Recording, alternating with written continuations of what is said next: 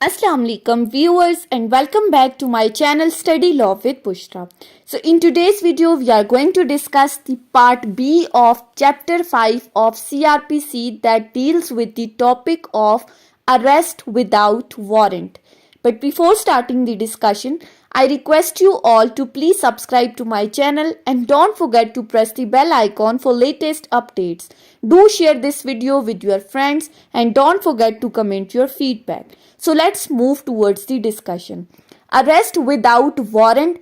CRPC के अंदर section 54 से सेक्शन 67 तक एक्सप्लेन किया गया है, लेकिन आज की इस वीडियो में हम सेक्शन 54 से सेक्शन 60 तक डिस्कस करेंगे. So starting from section 54 that deals with when police may arrest without warrant. कब एक पुलिस ऑफिसर किसी बंदे को विदाउट वारंट अरेस्ट कर सकती है. सेक्शन 54 के अंदर हमें कुछ लिस्ट ऑफ सर्कमस्टांसेस बताई गई हैं जिनमें पुलिस ऑफिसर किसी बंदे को विदाउट वारंट अरेस्ट कर सकती है. सो एनी पुलिस ऑफिसर मे का वर्ड यूज हुआ है, मैंडेटरी नहीं है. कोई भी पुलिस ऑफिसर कर सकता है without the order from magistrate के ऑर्डर के बगैर एंड विदाउट अ वारंट और बगैर किसी वारंट के अरेस्ट कर सकती है. अब किसको अरेस्ट कर सकती है? Firstly any person who has been concerned in any cognizable offence. कोई भी ऐसा बंदा जिसने कोई कॉग्निजेबल ऑफेंस कमिट किया है or against whom a reasonable complaint has been made, या कोई भी बंदा जिसके खिलाफ पुलिस में कोई कंप्लेंट की गई है or a credible information has been received, या फिर उस बंदे से मुतालिक क्रेडिबल सोर्सेस से कोई इंफॉर्मेशन मिली है कि फलां बंदे ने कोई ऑफेंस कमिट किया है, तो तब भी. और इसके साथ ही साथ or a reasonable suspicion exist of his having been so concerned, और पुलिस वालों को ये शक है, रीजनेबल सस्पिशन है कि उसने ये ऑफेंस कमिट किया है या वो किसी ऑफेंस में इन्वॉल्व था, तो तब वो अरेस्ट कर सकती है. Secondly any person having in his possession without lawful excuse the burden of proving which excuse shall lie on such person any implement of house breaking. कोई भी ऐसा बंदा जिसकी पोजेशन में हाउस ब्रेकिंग के इम्प्लीमेंट्स हैं, कोई टूल्स हैं, घर तोड़ने के कोई आलात मौजूद हैं उस बंदे के पास, और वो इस चीज का रीजनेबल आंसर नहीं दे सकता, पुलिस को कोई सेटिस्फैक्ट्री जवाब नहीं दे रहा कि उसके पास ये आलात क्या कर रहे हैं, तो ऐसी सूरत में भी पुलिस ऑफिसर विदाउट वारंट उसको अरेस्ट कर सकता है. Thirdly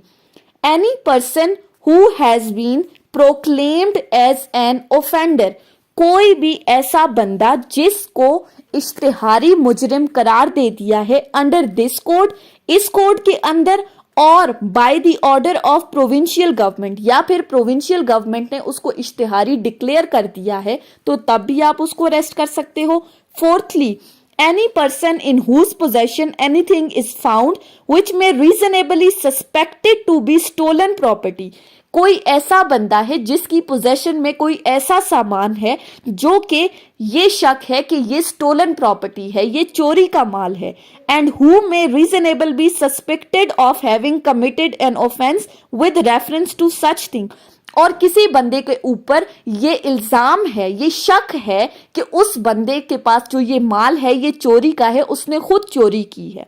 fifthly any person who obstruct a police officer while in the execution of his duty. कोई बंदा पुलिस ऑफिसर के रास्ते में रुकावट डाल रहा है, उसकी ड्यूटी उसको परफॉर्म नहीं करने दे रहा. फॉर एग्जाम्पल अगर पुलिस ऑफिसर ने किसी बंदे को अरेस्ट करना है और वो बंदा कह रहा है कि नहीं इसको अरेस्ट ना करो ये वो, तो पुलिस ऑफिसर उसको भी बगैर किसी वारंट के अरेस्ट कर सकता है जो उसके रास्ते में रुकावट डाल रहा है. और हु हैज एस्केप्ड, या फिर जो बंदा भाग गया है और attempts to escape from lawful custody, या फिर पुलिस की कस्टडी से वो भागने की कोशिश कर रहा है. उसके बाद आ जाते हैं सिक्स्थली. सिक्स ग्राउंड क्या है? Any person reasonably suspected of being a deserter from the armed forces of Pakistan. कोई भी ऐसा बंदा जो पाकिस्तान की आर्म्ड फोर्सेस से भाग कर आ गया है, वो भगोड़ा है, तो फिर उसको भी आप अरेस्ट कर सकते हैं। उसके बाद सेवंथ जो सर्कमस्टांसेस यहाँ बताया गया है, सेवंथ सिचुएशन जो है वो ओमिटेड है। उसके बाद एट्थ की तरफ आ जाते हैं। Eighthly, any released convict committing a breach of any rule made under section 565 sub section 3। कोई ऐसा बंदा, अगर हम सेक्शन 565 सब सेक्शन 3 को देखें तो उसमें कहा गया है कि अगर किसी बंदे की रिहाई किसी स्पेशल कंडीशंस के अंडर हुई है और अगर वो उन स्पेशल कंडीशंस में से किसी एक कंडीशन को ब्रीच कर रहा है तो तब भी आप उसको बगैर वारंट के अरेस्ट कर सकते हो। उसके बाद लास्ट है ninth, any person for whose arrest a requisition has been received from another police officer। कोई ऐसा बंदा है जिसकी अरेस्ट के मुतालिक किसी दूसरे पुलिस ऑफिसर की तरफ से रेक्विजिशन मिली है, मरासला दिया गया है, provided that such requisition specifies the person to be arrested, और साथ ही साथ उस रेक्विजिशन के अंदर उस बंदे का नाम मेंशन करना है जिसको अरेस्ट करना है, the offence or other cause for which the arrest is to be made, वो ऑफेंस बताना है जिसके तहत उसको अरेस्ट करना है, या कोई भी रीजंस जिसकी वजह से उसको अरेस्ट किया जा रहा है, और ये शो किया जा रहा है कि ये बंदे के पास भी लॉफुल पावर है, ऑथराइजेशन है कि जैसे वो उसको विदाउट वारंट अरेस्ट कर सकता था, इसी तरह ये पुलिस ऑफिसर भी इस बंदे को विदाउट वारंट अरेस्ट कर सकता है। उसके बाद आ जाते हैं सेक्शन 55 के ऊपर। सेक्शन 55 बात करता है arrest of vagabonds and habitual robbers. जो वेगाबॉन्ड्स जो खाना बदोश हैं, जो एक जगह से दूसरी जगह जा रहे हैं, या फिर हैबिचुअल रॉबर्स जो आदि मुजरिम हैं, उनकी अरेस्ट के मुतालिक सेक्शन 55 बात कर रहा है। ये भी बहुत इंपॉर्टेंट सेक्शन है। Any officer in charge of police station का जो इंचार्ज है, जो SHO है, मे, यहां पर भी मे का वर्ड है, इन लाइक मैनर अरेस्ट और कॉज टू बी अरेस्टेड, वो खुद अरेस्ट कर सकता है या किसी बंदे को, अपने पुलिस ऑफिसर सबऑर्डिनेट को अरेस्ट करने के लिए कह सकता है। किन को? Number 1, any person found taking precautions to conceal his presence within the limits of such station. ऐसा बंदा जो पुलिस ऑफिसर की लिमिटेशंस के अंदर, उसकी हुदूद के अंदर अपनी शिनाख्त को छुपाने की कोशिश कर रहा है, under the circumstances which affords a reason to believe that he is taking such precautions with a view to committing a cognizable offense। और सर्कमस्टांसेस ये शो कर रहे हैं, पुलिस को ये रीजन टू बिलीव है कि ये जो प्रिकॉशनरी मेजर्स अडॉप्ट कर रहा है, जो अपनी शनाख्त को छुपाने की कोशिश कर रहा है, वो इस मकसद से कर रहा है कि वो कोई कॉग्निजेबल ऑफेंस कमिट करने वाला है। Secondly, any person within the limits of such station who has no ostensible means of subsistence। पहली बात कि जो बंदा पुलिस स्टेशन की हुदूद के अंदर है, उसके पास अपनी बेसिक नेसेसिटीज को फुलफिल करने के लिए सोर्स नहीं है, पुलिस को यह समझ नहीं आ रही कि उसका गुजर बसर कैसे हो रहा है, और who cannot give a satisfactory account of himself, या फिर वो इस चीज का भी सेटिस्फैक्ट्री आंसर नहीं दे सकता कि वो इस जगह पर क्या कर रहा है। फॉर एग्जाम्पल, एक कराची का बंदा है, वो भाग कर लाहौर चला गया है और लाहौर में वो पुलिस वालों को ये सेटिस्फैक्ट्री जवाब नहीं दे पा रहा कि वो ये लाहौर में क्यों रह रहा है, किस लिए रह रहा है, तो तब भी पुलिस विदाउट वारंट अरेस्ट कर सकती है। Thirdly, any person who is by repute and habitual robber. ऐसा बंदा जो कि अपनी रेपुटेशन से ये बात शो कर रहा है कि वो एक आदी डकैत है, हाउस ब्रेकर है, घर के अंदर ताले तोड़कर घुस रहा है, और थीफ या कोई चोर है, or an habitual receiver of stolen property knowing it to be stolen, या फिर वो स्टोलन प्रॉपर्टी रिसीव करने का आदी है, उसको ये पता है कि ये जो प्रॉपर्टी है ये चोरी का माल है, लेकिन वो फिर भी अपने पास रख रहा है, or who by repute habitually commits extortion, या कोई बंदा एक्सटॉर्शन कमिट कर रहा है, लोगों से भत्ता वसूल कर रहा है, और in order to committing of extortion habitually puts और attempts to puts the person in fear of injury, या फिर लोगों से भत्ता वसूल करने के लिए उनको डरा धमका रहा है। सो सेक्शन 55 के अंडर इन पर्सन्स को भी पुलिस विदाउट वारंट अरेस्ट कर सकती है। उसके बाद आ जाते हैं सेक्शन 56 के ऊपर। सेक्शन 56 बात करता है procedure when police officer deputes subordinate to arrest without warrant, कि जब एक पुलिस ऑफिसर अपने किसी सब ऑर्डिनेट को डिप्यूट कर देता है किसी बंदे को अरेस्ट करने के लिए, तो तब क्या प्रोसीजर एडॉप्ट होगा। सो सेक्शन 56 कहता है when any officer in charge of police station का इंचार्ज एसएचओ या फिर any police officer making an investigation under chapter 14, कोई भी पुलिस ऑफिसर जो इन्वेस्टिगेट कर रहा है, जो आईओ है हमारा investigating officer, requires any officer subordinate to him to arrest without warrant, अगर वो अपने किसी सब ऑर्डिनेट अपने मातहत काम करने वाले किसी ऑफिसर को कह रहा है कि वो विदाउट वारंट किसी पर्सन को अरेस्ट करे। अब किस पर्सन को? एनी पर्सन हु में lawfully be arrested without warrant, ऐसा बंदा जिसको लॉफुली विदाउट वारंट अरेस्ट किया जा सकता है, तो he shall deliver to the officer an order in writing, तो वो एसएचओ उस सब ऑर्डिनेट को एक रिटन ऑर्डर देगा और उसके अंदर वो उस बंदे का नाम स्पेसिफाई करेगा जिसको अरेस्ट करना है। सेकेंडली उस ऑफेंस का नाम बताएगा जिसकी वजह से उसको अरेस्ट किया जा रहा है। Thirdly or other cause for which the arrest is to be made, या कोई भी ऐसी रीजन जिसके वजह से उस पर्सन को अरेस्ट करने के लिए कहा जा रहा है, तो वो एसएचओ या वो आईओ सब ऑर्डिनेट को एक रिटन ऑर्डर देगा इन तमाम स्पेसिफिकेशंस के साथ, और फिर the officer so required shall, वो ऑफिसर जो सब ऑर्डिनेट है वो उसके लिए मैंडेटरी है before making the arrest notify the person to be arrested the substance of the order, तो वो उस बंदे को अरेस्ट करने से पहले उसको बताएगा कि मेरे पास तुम्हें अरेस्ट करने के लिए ऑर्डर मौजूद है, and if so required by such person shall show him the order, और अगर वो बंदा उससे डिमांड करता है कि मुझे ये ऑर्डर दिखाया जाए, तो वो सब ऑर्डिनेट ऑफिसर उसको वो ऑर्डर दिखा भी सकता है। सिंपली सेक्शन 56 कहता है कि अगर कोई एसएचओ अपने किसी सब ऑर्डिनेट ऑफिसर को कहता है कि वो किसी बंदे को जाके विदाउट वारंट अरेस्ट करे, तो उससे पहले वो उसको एक रिटन ऑर्डर देगा, उस रिटन ऑर्डर में बताएगा किस बंदे को अरेस्ट करना है, किस ऑफेंस में अरेस्ट करना है, या कोई भी रीजंस जिसकी वजह से उसको अरेस्ट करना है, और वो सब ऑर्डिनेट ऑफिसर उसको अरेस्ट करने से पहले उसको नोटिफाई करेगा कि मैं तुम्हें अरेस्ट करने के लिए आया हूं, मेरे पास ऑर्डर है। और अगर वो मुल्जिम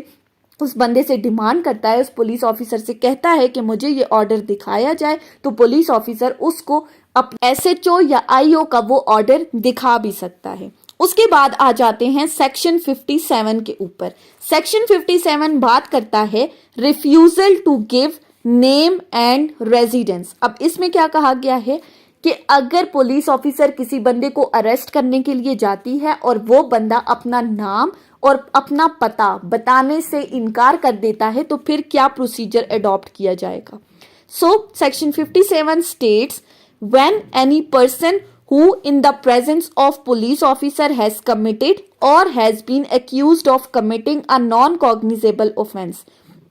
जब किसी बंदे ने पुलिस ऑफिसर की प्रेजेंस में कोई ऑफेंस कमिट किया है, कोई नॉन कॉग्निजेबल ऑफेंस, या फिर उसके ऊपर कोई नॉन कॉग्निजेबल ऑफेंस कमिट करने का इल्जाम है,